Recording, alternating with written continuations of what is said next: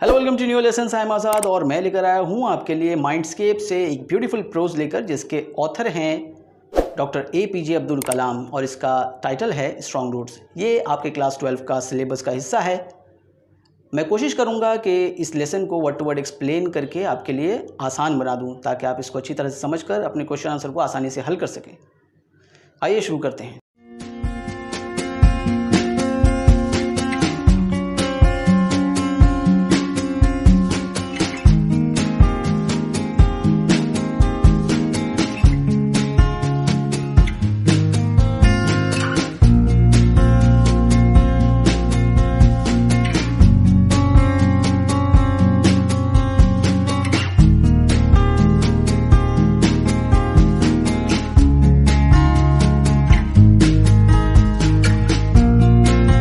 Strong Roots, written by Dr. APJ Abdul Kalam. Dr. APJ Abdul Kalam is the missile man of India. He was the president of India from 2002 to 2007. Missile man को हम अच्छी तरह से जानते हैं। इन्होंने हिंदुस्तान का नाम पूरी दुनिया में रोशन किया है। ये हिंदुस्तान में एरोस्पेस इंजीनियरिंग के पायनियर्स माने जाते हैं। इनकी ज़िंदगी का ज़्यादातर हिस्सा जो है वो इंडियन स्पेस प्रोग्राम्स में गुजरा है। इन्होंने बहुत सारी मशहूर किताबें लिखी हैं, जिनमें से India 2020, ignited minds, wings of fire, ये ख़ास तौर पे काबिल ज़िक्र हैं। स्ट्रॉन्ग रूट्स टाइटल के साथ जो प्रोज हमें दिया गया है सिलेबस में, ये एक्चुअली एक एक्सट्रैक्ट है from doctor Kalam's autobiography named wings of fire. Doctor Kalam की ऑटोबायोग्राफी, जिसका टाइटल है विंग्स ऑफ फायर, किताब का नाम है, इसमें उन्होंने अपनी हालात ज़िंदगी का जिक्र किया है, हालात ज़िंदगी बयान की है। उसी से लिया गया एक छोटा सा हिस्सा है। पूरी किताब है विंग्स ऑफ फायर, उससे एक छोटा सा हिस्सा हमारे सिलेबस में हमें पढ़ने के लिए दिया गया है, ताकि हम APJ अब्दुल कलाम की ज़िंदगी के बारे में जानकर कुछ अच्छी खूबियाँ उससे ले लें और अपनी ज़िंदगी में अप्लाई करें। In this extract he talks about his childhood in his home town. इस एक्सट्रैक्ट में हमें उनके बारे में बहुत सारी चीज़ें पता चलती हैं, ख़ासतौर से उनके चाइल्डहुड के बारे में, उनके होम टाउन के बारे में, कि वो बचपन में अपने होम टाउन में किस तरह रहा करते थे। द पीस प्रेजेंट्स, ये पीस यानी कि ये prose, presents are delightful sketch, एक बहुत खूबसूरत तस्वीर पेश करती है of the author's early life, यानी कि APJ अब्दुल कलाम की शुरुआती ज़िंदगी की बहुत बेहतरीन, बहुत डिलाइटफुल, बहुत ब्यूटीफुल एक तस्वीर, स्केच, पिक्चर पेश करती है ये कहानी, ये prose. And the development of his spiritual growth, और कैसे उनके अंदर स्पिरिचुअल ग्रोथ हुआ उसके बारे में भी हमें पता चलता है, यानी कि रूहानी तौर पे उन्होंने क्या सीखा, क्या जाना, उनका डेवलपमेंट कैसा रहा, ये भी हमें पता चलता है। अब आइए टेक्स्ट शुरू करते हैं। डॉक्टर APJ अब्दुल कलाम कहते हैं, I was born into a middle class Tamil family in the island town of Rameswaram in the erstwhile Madras state. Tamil Nadu का वैसे पहला नाम मद्रास था, इसीलिए अर्स्टवाइल मद्रास स्टेट कहा गया है। अर्स्टवाइल कहने का मतलब है फॉर्मर। पहले जो मद्रास स्टेट कहलाता था, जो कि अब तमिलनाडु है, उसी स्टेट के एक शहर रामेश्वरम में, जो कि एक आइलैंड टाउन है, उस शहर के एक Tamil family, middle class Tamil family में पैदा हुए। डॉक्टर APJ अब्दुल कलाम कहते हैं, मिडिल क्लास बोलने का मतलब है कि ना ज़्यादा वेल्दी हैं, ना ज़्यादा पुअर हैं, बीच का, दरमियानी तबका। My father Zainul Abedin had neither much formal education nor much wealth। अब वो अपने फादर के बारे में हमें इंट्रोड्यूस कराते हैं, अपने फादर को इंट्रोड्यूस कराते हैं हमसे। कहते हैं कि उनके फादर, जिनका नाम जैनुल आबदीन था, उनके पास कोई फॉर्मल एजुकेशन नहीं थी, जिससे प्रॉपर जो स्कूलिंग होती है, स्कूल में जाना, पाठशाला में पढ़ाई करना, ऐसी उनकी तालीम नहीं हुई थी। नॉर मच वेल्थ, ना ही आबा अजदाद की बहुत बड़ी दौलत। डिस्पाइट दीज डिसएडवांटेजेस, इन सब कमियों के बावजूद, कुछ लोगों को ये कमियां लग सकती हैं कि भाई फॉर्मल एजुकेशन भी नहीं है, वेल्थ भी नहीं है। इन सब कमियों के बावजूद ही possessed great innate wisdom.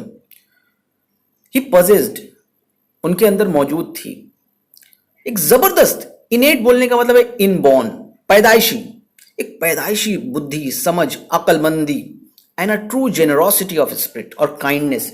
True generosity of spirit को मैंने एक वर्ड में टर्न कर दिया, ट्रांसफॉर्म कर दिया और बना दिया काइंडनेस, या सिंपल जेनरोसिटी कह सकते हैं।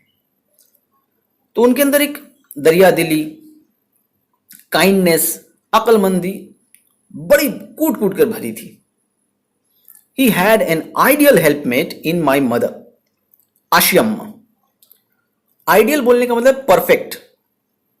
उनको एक परफेक्ट हेल्पमेट मिली थी, जीवन साथी, मेरी मां के रूप में, जिनका नाम था आशियम्मा। तो यहां से आप दोनों चीजें याद रखेंगे, जैनुल आबदीन फादर का नाम है और आशियम्मा मदर का। I do not recall the exact number of people she fed every day. I do not recall का मतलब है मुझे ठीक से याद नहीं। द एग्जैक्ट नंबर, एग्जैक्ट संख्या, तादाद, ऑफ पीपल, लोगों की, शी फेड, जिन्हें वो खिलाती थी। फीड का सेकंड फॉर्म होता है fed. She fed every day, जिन्हें वो रोज खिलाती थी। But I am quite certain, लेकिन मैं इतना पक्के तौर पे कह सकता हूं, आई एम सर्टेन, इसका मतलब है कि मैं श्योर हूं, मुझे इतना पता है, मैं पक्के तौर पे कह सकता हूं दैट फार मोर आउटसाइडर्स, के कहीं ज्यादा बाहर के लोग, एट विथ अस, हमारे साथ खाते थे, then all the members of our own family put together, हमारे फैमिली मेंबर्स को इकट्ठा करके भी जितने लोग होते थे, उनमें से भी फार मोर आउटसाइडर्स, उनके मुकाबले कहीं ज्यादा बाहर के लोग हमारे साथ खाया करते थे। My father were, my parents were widely regarded as an ideal couple, मेरे वालिदैन को, यानी कि माता पिता को, पेरेंट्स समझा जाता था वो, या वो जाने जाते थे, दे वर रिगार्डेड, उनके बारे में लोग ये कहते थे कि ये आइडियल कपल है, परफेक्ट कपल है। My mother's lineage was the more distinguished. देखिए, डिस्टिंग्विश का मतलब होता है समथिंग स्पेशल, खास कुछ।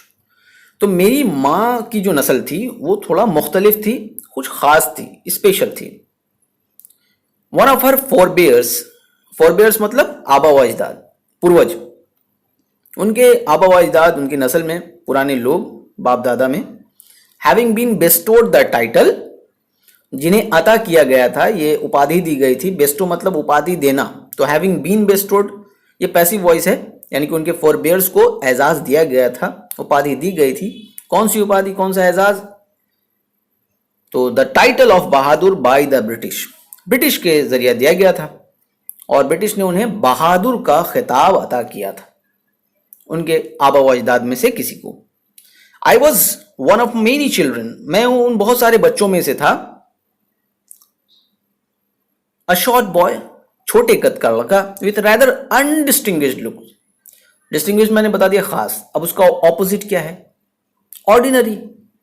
तो बिल्कुल ऑर्डिनरी सा look, means not attractive, not pleasant, बिल्कुल ही मामूली शक्ल का एक छोटा सा, छोटे कद का बच्चा। Born to tall and handsome parents, जो कि पैदा हुआ था लंबे माँ बाप से। माँ बाप लंबे थे, खूबसूरत थे, हैंडसम थे। We lived in our ancestral house. अब यहां फैमिली से इंट्रोड्यूस करा दिया हमें रीडर्स को एपीजे अब्दुल कलाम जी ने।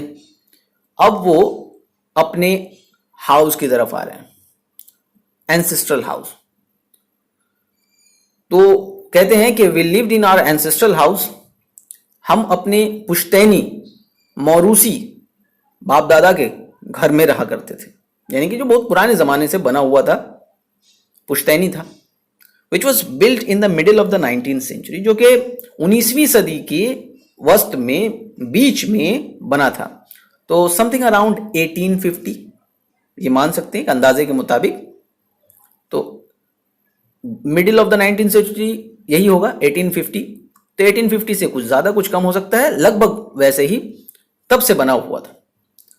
It was a fairly large पक्का हाउस, ये खासा जो है बड़ा और पक्का घर था, यानी कि पक्का बोलने का मतलब कंक्रीट से बना हुआ था, सीमेंट से बना हुआ था।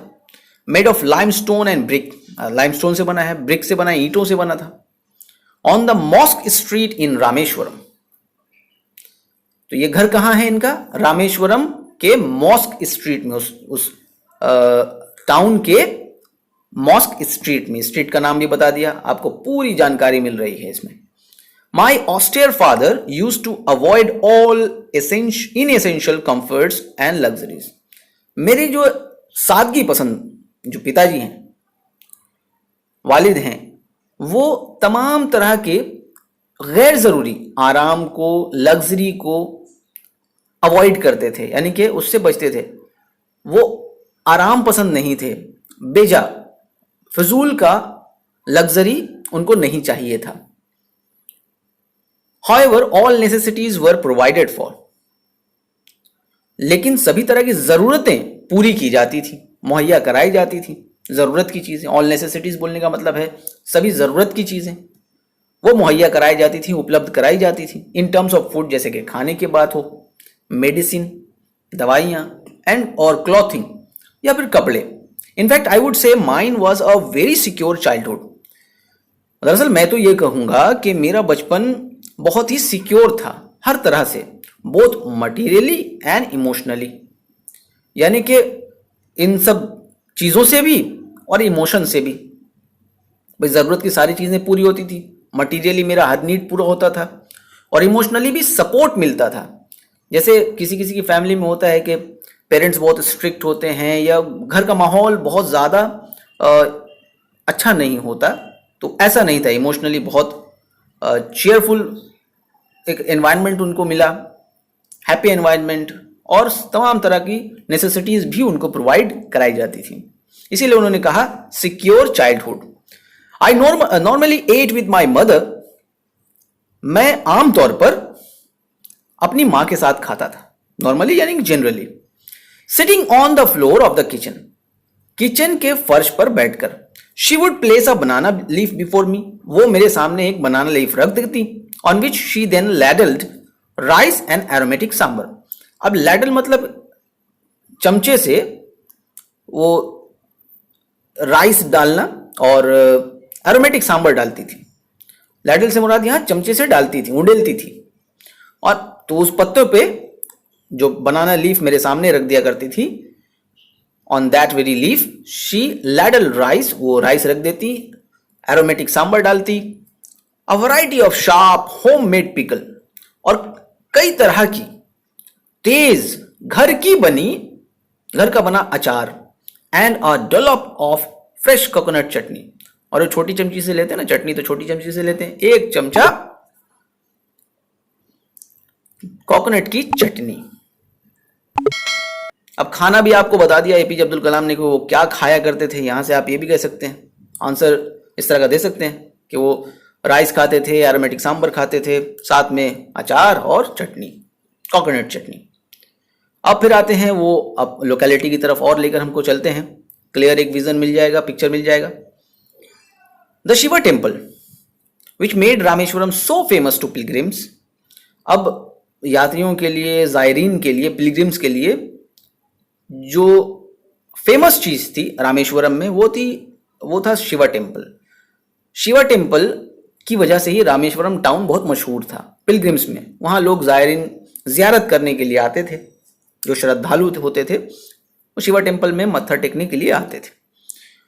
That was about a 10 minute walk from our house, वो हमारे घर से 10 मिनट की दूरी पर तकरीबन था। आवर लोकेलिटी वॉज प्रीडोमिनेंटली मुस्लिम, हमारा जो मोहल्ला था, जो इलाका था, वो पहले से ही मुस्लिम था हमेशा से। But there were quite a lot of Hindu families too, लेकिन बहुत सारे उसमें हिंदू फैमिलीज भी रहा करती थी।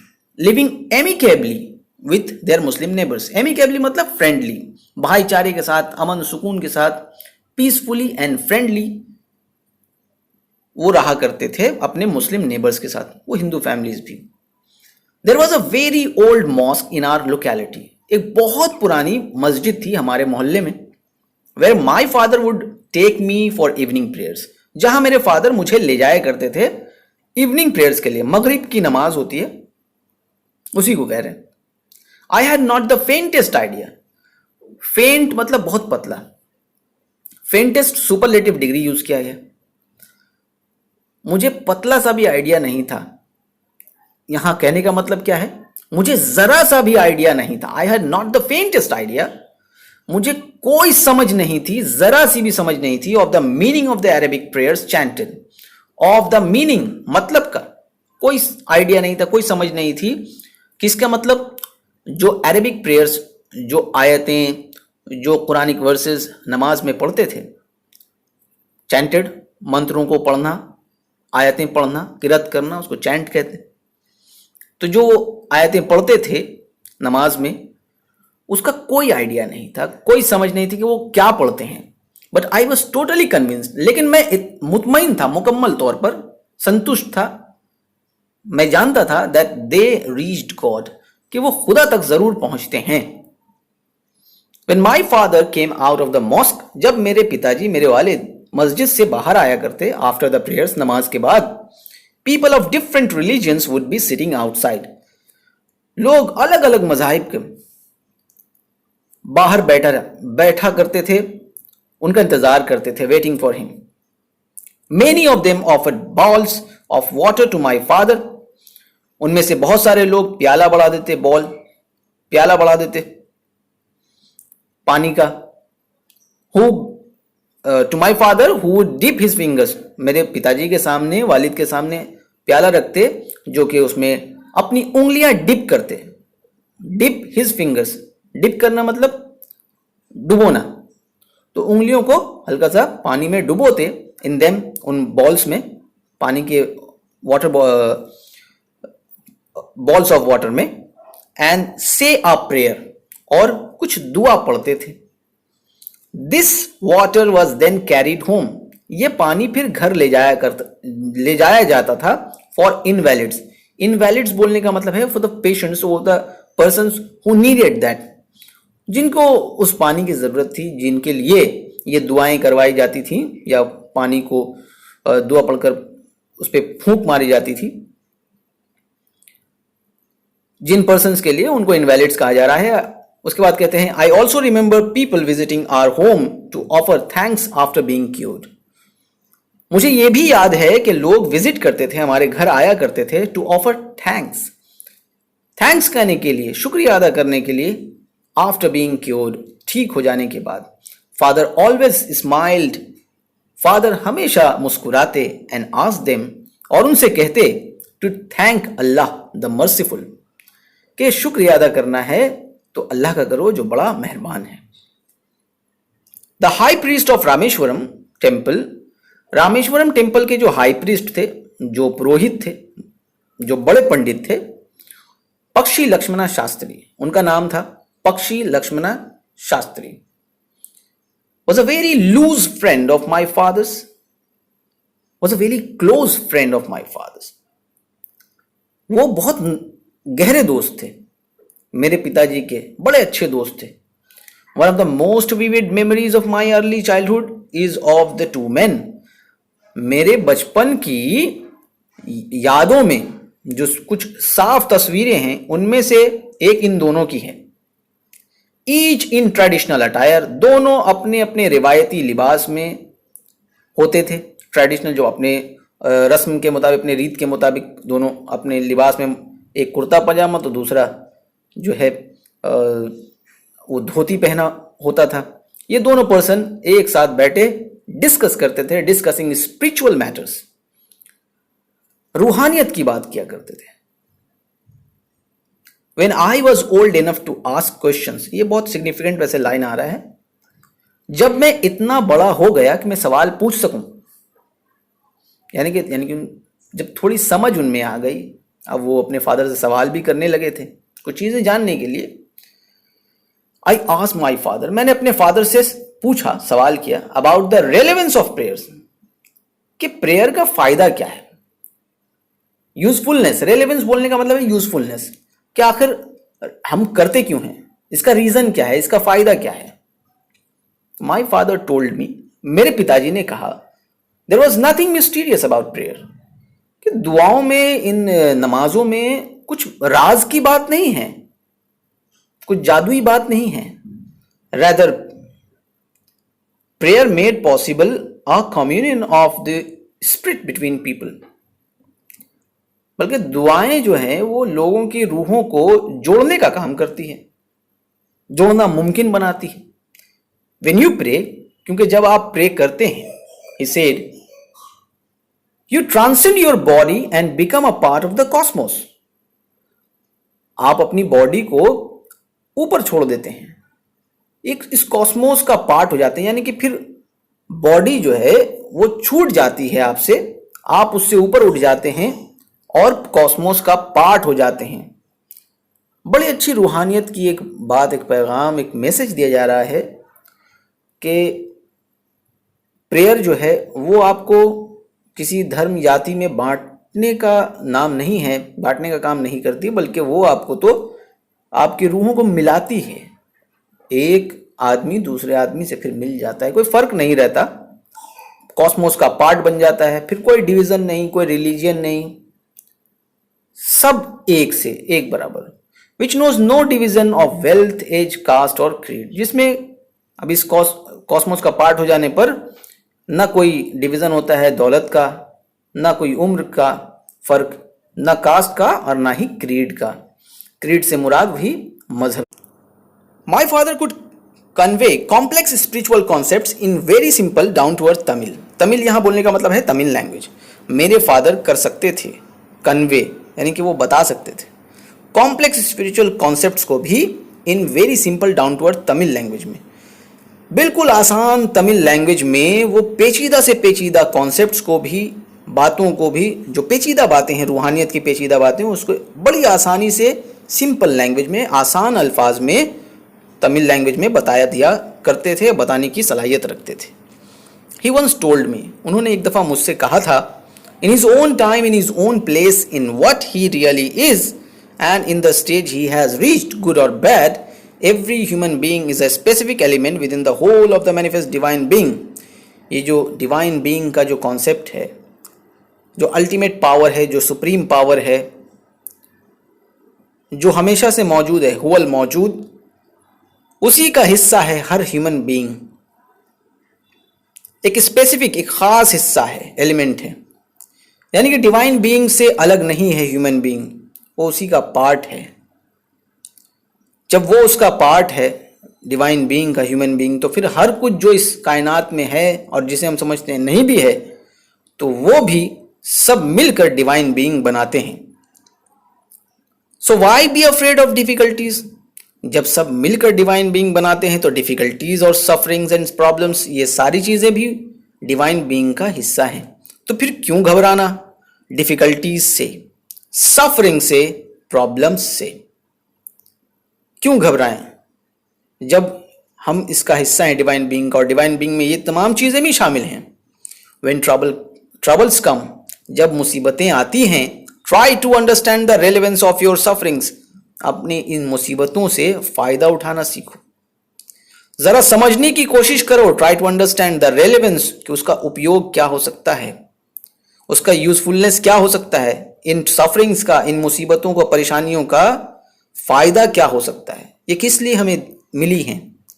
Adversity always presents opportunities for introspection. Adversity हमेशा मौका देती है इंट्रोस्पेक्शन का। इंट्रोस्पेक्शन कहते हैं अपने खुद की जांच को।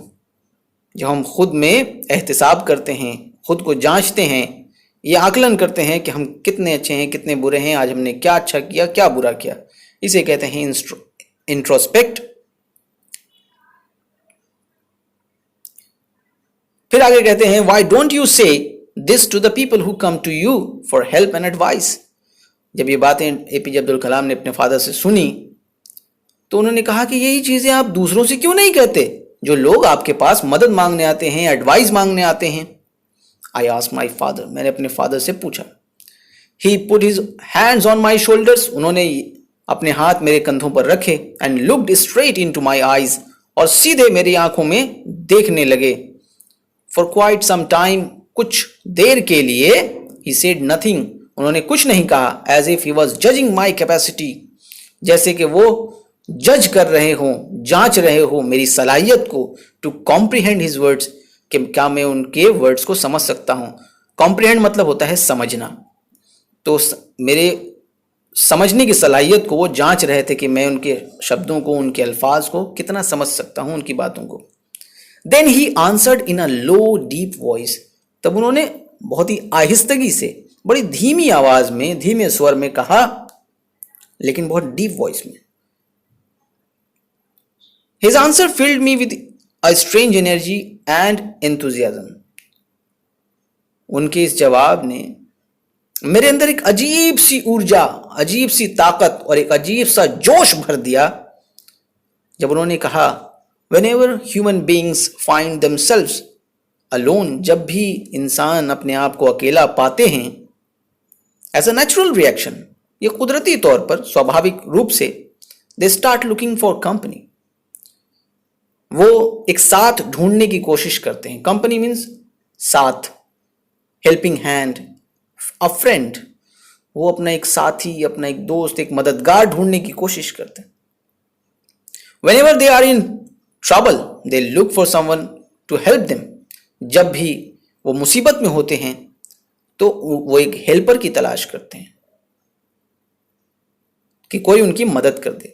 Whenever they reach an impasse, they look to someone to show them the way out, जब भी किसी ऐसे मरहले में पहुंचते हैं जहां से उनको कोई रास्ता नजर नहीं आ रहा, या दुविधा में है, कंफ्यूजन में है कि वो कौन सा रास्ता चुने, किस रास्ते जाएं, तो वो ढूंढते हैं कि कोई उनको रास्ता दिखाने वाला मिले।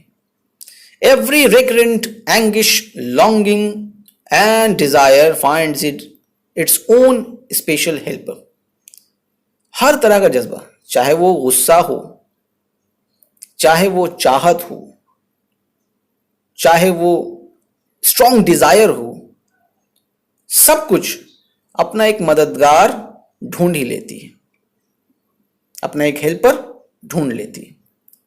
For the people who come to me in distress, जो लोग मेरे पास मुसीबत में आते हैं, I am but a go between, I am just a go between, मैं सिर्फ एक बीच का रास्ता हूं, एक माध्यम हूं, एक मीन हूं, एक जराए हूं।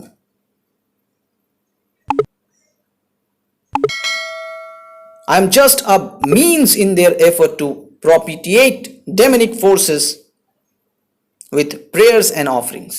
मैं सिर्फ उनके बीच एक रास्ता हूं, एक ब्रिज हूं, जिसके जो जोड़ता है उनके ऑफरिंग्स को और शैतान को भगाने का काम करता है। This is not a correct approach at all.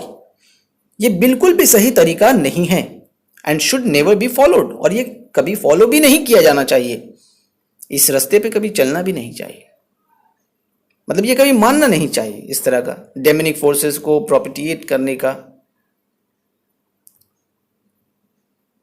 One must understand the difference between a fear-ridden vision of destiny and the vision that enables us to seek the enemy of fulfillment within ourselves.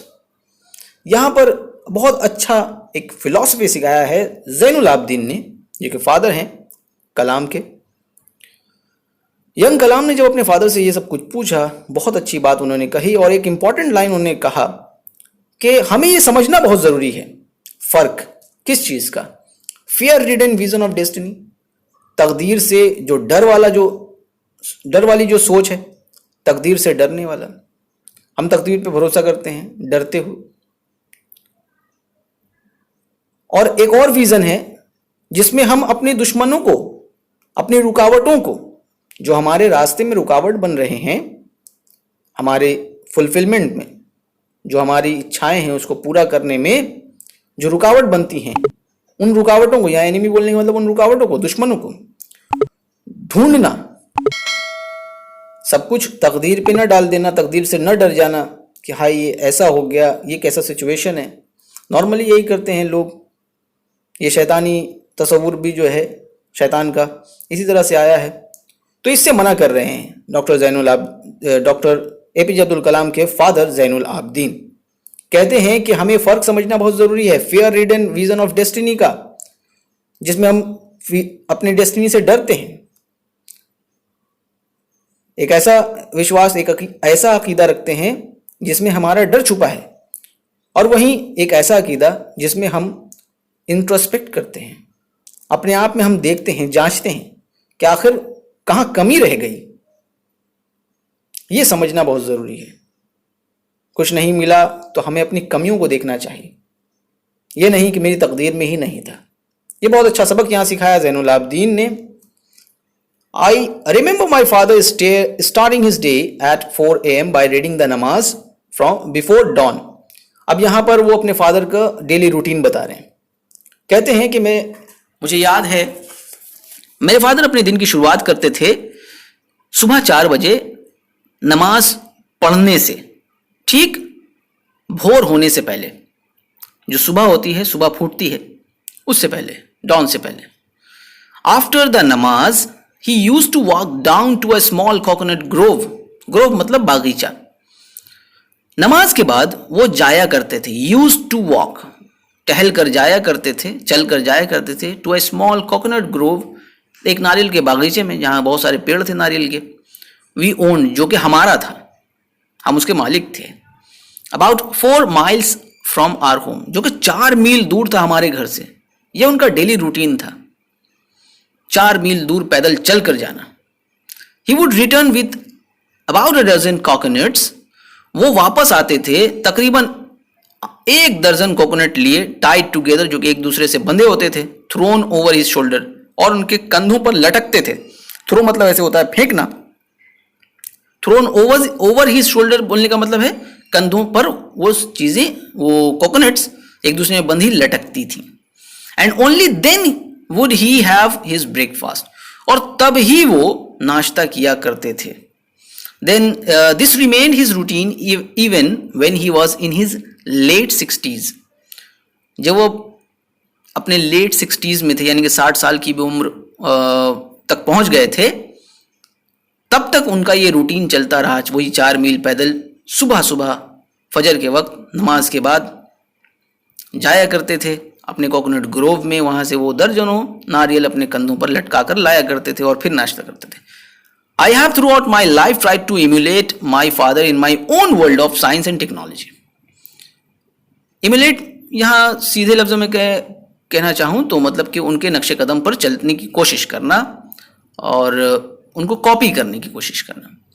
तो कहते हैं कि मैंने अपनी पूरी ज़िंदगी में उनको नकल करने की कोशिश की, उनके नक्शे कदम पर चलने की कोशिश की, अपनी दुनिया में, अपनी साइंस और टेक्नोलॉजी की अपनी दुनिया में, अलग दुनिया में। यानी कि उनके जैसा वो सुबह 4 बजे मैं कोकोनट ग्रोव नहीं जाया करते थे, लेकिन उन सब चीज़ों से सबक लेकर, सीख लेकर उन्होंने साइंस एंड टेक्नोलॉजी में इसका इस्तेमाल किया और नतीजा हम सबके सामने है। I have endeavored to understand the fundamental truths revealed to me by my father। यानी कि मैं समझने में ये कामयाब हुआ बुनियादी हकीकतें जो कि मेरे फादर ने मुझे बताई थी। रिवील्ड टू मी, जो कि मुझे बताई गई बाय माय फादर, मेरे फादर के जरिए। एंड फील कन्विंस्ड, और मैं मुतमईन फील करता हूं that there exists a divine power that can lift one up from confusion, misery, melancholy and failure and guide one to one's true place। और मेरा ये कन्विंस्ड एक बिलीव है, फर्म बिलीफ है। कहते हैं एपीजे अब्दुल कलाम के there exist a divine power, एक सुपर पावर, एक मुकद्दस ताकत, कोई खुदा तो है, that can lift one up from confusion, जो कि आपको, किसी भी शख्स को कंफ्यूजन से निकाल देता है, मिजरी से निकालता है, दुखों से, उलझनों से, दुखों से, उदासी से, गम से, मेलनकली, नाकामी से, failure, and guide one to one's true place, और रहनुमाई करता है, ले जाता है उसकी असल जगह पर जहां वो असल में होना चाहिए। जैसे कि एपीजे अब्दुल कलाम को जहां होना चाहिए था वहां खुदा ने उनको पहुंचा। And once an individual severs his emotional and physical bond, और एक दफ़ा किसी इंसान ने तोड़ दिया, सिविर यहाँ बोलने का मतलब है नाता तोड़ लिया, his emotional and physical bond, अपने इमोशनल और फिजिकल बॉन्ड से नाता तोड़ लिया, जो चाहत है इमोशनली फिजिकली उससे वो चाहत को अगर ख़त्म कर दिया, he is on the road to freedom, तो वो आज़ादी के रास्ते पर आ गया। He is on the road to happiness, वो हैप्पीनेस के रास्ते पर आ गया, एंड पीस ऑफ माइंड, और मुकम्मल शांति के रास्ते पर, जहनी सुकून के रास्ते पर। फिर ना उसको कोई उलझन होगी, ना कोई कॉम्प्लेक्सिटी, ना कन्फ्यूज़न, ना मिजरी, ना मेलनकली। फिर उसकी ज़िंदगी बिल्कुल आज़ाद, आसान हो जाएगी। तो ये था हमारा आज मैं उम्मीद का करता हूँ कि ये लेसन आप बहुत अच्छी तरह से समझ गए होंगे। अब इसके बाद आपके मन में कोई डाउट्स नहीं होंगे। जल्दी से इस वीडियो को लाइक कर दीजिए और इसका लिंक अपने दोस्तों के साथ ज़रूर शेयर कीजिए, ताकि ये वीडियो ज़्यादा से ज़्यादा लोगों तक पहुंच सके और उनको पढ़ने में आसानी हो। चैनल पर अगर आप नए हैं तो जल्दी से सब्सक्राइब कीजिए, ताकि इस तरह के वीडियोज़ और आपके सिलेबस से रिलेटेड जितनी भी चीज़ें हैं वो आप तक मैं आसानी से पहुँचा सकूँ। मिलते हैं अगले वीडियो में, तब तक के लिए अपना खूब ख्याल रखिए और मन लगाकर पढ़ाई कीजिए।